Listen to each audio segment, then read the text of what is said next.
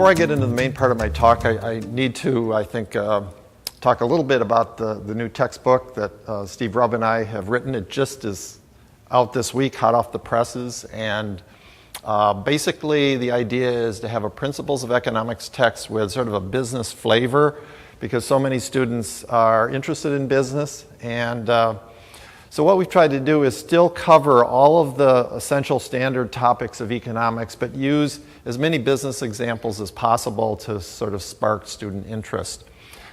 We have flexibility in how macro can be covered because there's lots of differences of opinion on that. So I think it'll have appeal to people with different perspectives on macroeconomics. But what I'll talk about today is actually just a very small part of the textbook, but I think an important little wrinkle we added. It's a way of thinking about teaching supply and demand and some of the applications in a way that I think avoids some of the problems students fall into. And I've called this Never Reason from a Price Change. And I'll go through some examples of how that can work and improve student learning of supply and demand. So after I've taught supply and demand, I often notice students make certain types of mistakes. And I will sometimes ask the class a question to sort of help them overcome this type of mistake. So I frame the question this way. I say, suppose you as a student or group of students went out to try to test the supply and demand model, and you were just looking at the relationship between prices and output, and you looked at, say, movie theaters to see how many people went to the movie at different prices. And you found when the price is $6, on average, 40 people went to the movie theater. And when the price is $12, 120 people went to the movie theater. So if this was your finding, would this sort of support or reject the supply and demand theory that we've just studied in economics? And every year when I ask this question to students, even to MBA students, most of the class seems stumped as to what's going on here. Some students say, yeah, that doesn't really match what we've been taught about supply and demand. More people are going to the movie at higher prices. And I think what's puzzling students is that they're looking at those 2 points and they're implicitly thinking that they should lie along a given demand curve, right? Because we emphasize so much that high prices discourage consumption. So I have the question mark next to the D there. They're trying to figure out what's going on here in terms of a demand curve. And what they're failing to do is to consider the possibility that, well, maybe the demand curve shifted over time, right? So, and by the way, let me just say that I think this is such a pervasive error that a lot of us, I know sometimes I fall into what I call reasoning from a price change. When I first think about a problem until I reflect on it a little more deeply, it's a very easy mistake to fall into in certain contexts especially. But here I've drawn a case where what's going on is that the demand for movies increases between the afternoon and the evening. As a result, movie theaters charge a higher price, and yet even despite the higher price, more people go to the movie theater because the demand is so much higher in the evening than in the afternoon. And probably one of the reasons this is confusing is in microeconomics, most of the examples tend to involve things where supply is more volatile. You know, we think of the crop of oranges being wiped out by a frost, and so we don't think of the demand for oranges as radically changing from one year to the next, whereas the supply often will. So we often get movements along a given demand curve in many microeconomic examples. As we'll see later, macro is actually different, though. Okay. So I don't want you to read all this, but I'm just including some of these slides to give you a sense of sort of how much material we might have in the textbook. So we have this little section in the supply and demand chapter, warning students never to reason from a price change. And I think that sort of framing it this way helps students to better understand what we're trying to teach when we talk about things like, you know, shift in demand versus movement along a demand curve. I think we all tend to do this in supply and demand chapter. But I've noticed that still, it's just a subtle distinction, and students still have trouble grasping that distinction, especially with real-world problems. So sure, they can memorize that, distinction between movement along a demand curve and shifts in demand, but can they recognize how to use that concept when thinking about real-world cases? So by framing this as don't reason from a price change, we're telling students don't just look at a price movement and assume that you know what that will mean about consumption or quantity consumed without first thinking about, did the demand curve shift cause the price change, or did the supply curve shift cause the price change? So I think framing that way helps, and I've been kind of gratified that when I mentioned this a few times in my blog, it caught on a little bit. Some other people use the phrase. I think if you Google like Carolyn Baum, who writes for Bloomberg, she frequently uses this phrase in her articles discussing economics. So anyway, that's the basic concept. Now, a few examples here. I used to teach out of ManQ years ago, and this was one of my favorite questions in the textbook. It had to do with, advertising campaign, increasing the demand for champagne, but then the price went up, and that made executives worried that would cause people to buy less champagne. It was a classic example of a question about the distinction between shift in demand and movement along a demand curve. I think that was 3rd edition, but then I noticed somewhere around the 4th or 5th edition, this question was dropped. Now, I don't know why the question was dropped, but questions are not dropped very often from textbooks. So I kind of wondered, was this viewed as a trick question? And maybe it was. It's probably harder than the average question at the end of the supply and demand chapter.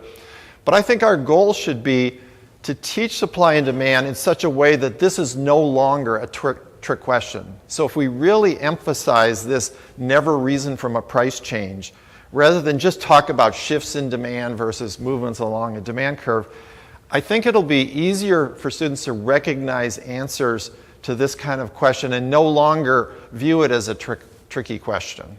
Okay?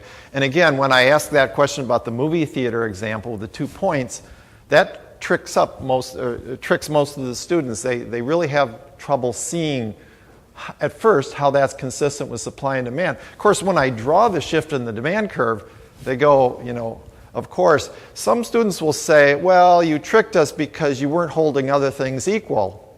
And I say, well, I gave you a shift in price and quantity, so something had to change. Like, not everything can be equal when the price moves. Either the demand curve or the supply curve must change to get a new equilibrium. So you have to think about which one of those is changing. And we have, the 2 graphs side by side, of course. We say higher prices don't imply less consumption. You have to know why the price changed. Of course, if there's a decrease in supply, then it does imply less consumption. So, and I think the confusion partly comes from the way we teach the downward sloping demand curve. We emphasize so much that along a given demand curve, higher prices do imply less consumption. But you have to first figure out what caused the price to change. When you're talking about a shift in market equilibrium, we have one example where we cite, and you can find these in the newspaper all the time, by the way, examples of the news media sort of engaging in reasoning from a price change. If something is cheaper, people will likely buy more of it. Well, strictly speaking, that's only true if it's cheaper because there's more supply. Like if it's cheaper because there's less demand, then people will not likely buy more of it, right?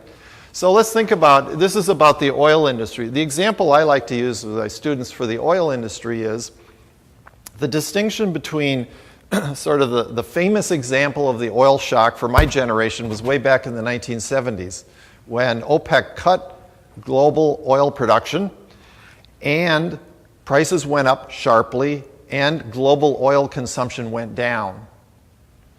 Now, around 2007, you'd see articles in the media, global oil consumption is going up despite much higher prices.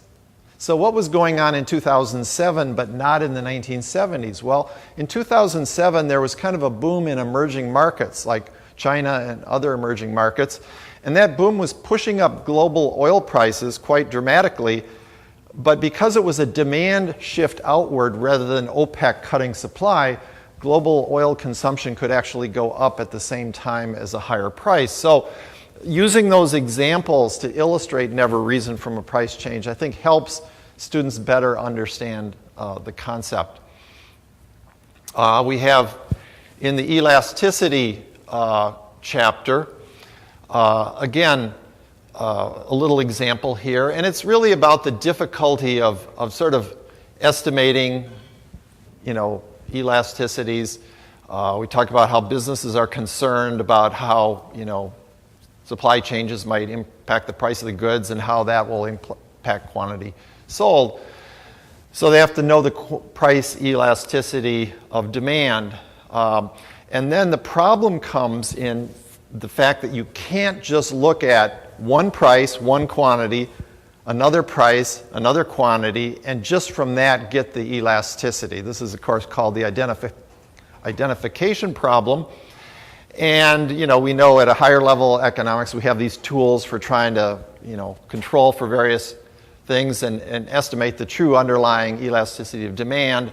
But I think to talk about never reason from a price change in this context as well helps us understand what elasticity is actually about, moving along a given curve, and what we really have to do is figure out how to hold other things constant to really accurately estimate elasticity.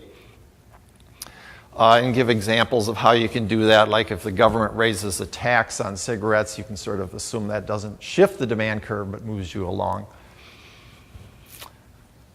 Okay, so that's all microeconomics. Now, what I'm going to argue next is that, in my view at least, the most important application of never reason from a price change is actually in macroeconomics. And maybe in some ways, supply and demand is sort of more central to macroeconomics than it is to microeconomics, oddly enough. Although it's sort of a different kind of supply and demand. For instance, we have a sort of supply and demand curve with the savings investment diagram. If you think of savings as sort of the supply of credit and investment as the demand for credit in some sense. In terms of that diagram, we have the same sort of issues involved where now the price becomes the interest rate and the quantity becomes the equilibrium quantity of savings investment, right?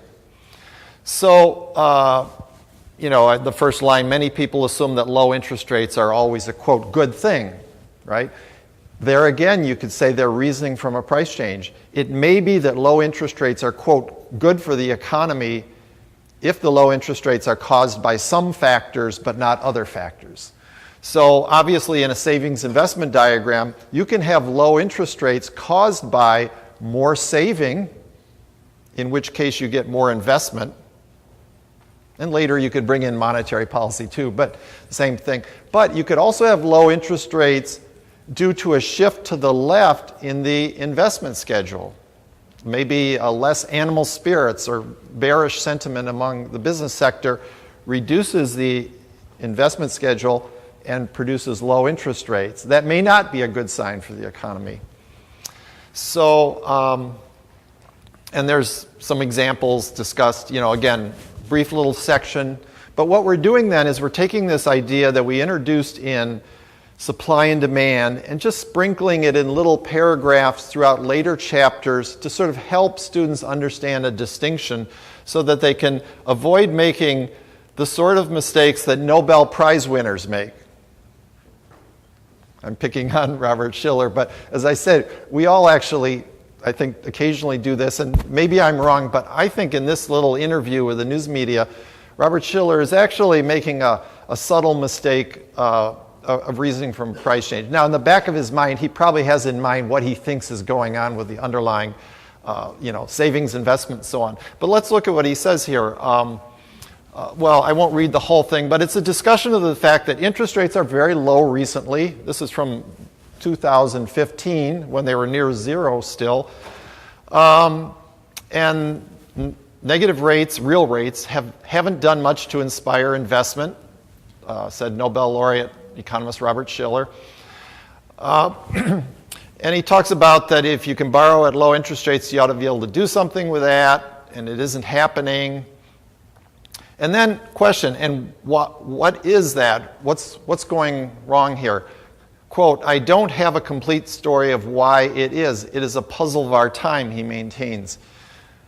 Well, this is really kind of strange in a way because there is a pretty easy answer. The investment schedule shifted to the left. Okay? So that's why we have both low interest rates and low levels of investment. And furthermore, this is actually not that unusual. So as you probably know, interest rates tend to be pro-cyclical. That is, typically interest rates, both real and nominal, tend to be lower in a very deeply depressed economy than in a booming economy. Right? So during the Great Recession and other recessions, interest rates typically drop sharply. Also, during downturns in the economy, quantity of investment tends to fall sharply. So in other words, interest rates and investment tend to, over the business cycle, move together. During a slump, you get lower interest rates and lower levels of investment. And that's consistent with the idea that the investment schedule is more unstable or moving around more than the savings schedule, that pro-cyclical interest rate. So if you think in terms of avoiding reasoning from a price change, this actually seems a little bit less puzzling.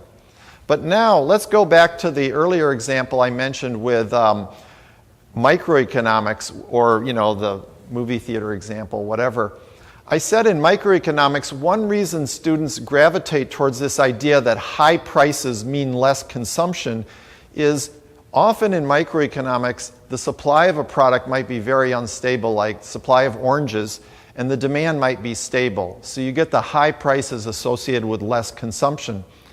But what I would argue is that in many macroeconomic contexts, and we'll see another one in a minute, in many macro contexts, what's actually more unstable is sort of the demand curve at the macro level, right?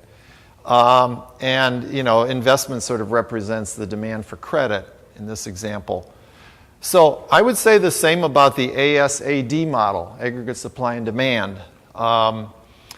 Now, this is, of course, a very different model from, microeconomic supply and demand, and it's so different that you can even argue whether these are truly supply and demand curves. But we use this model, and students can clearly see a sort of parallel to what they've done in micro. And as in micro, we have to distinguish between price level changes caused by supply shifts and price level changes caused by demand shifts. So I think we all, when we cover this model, we distinguish between like a supply shock inflation versus excess demand inflation, that kind of distinction, right?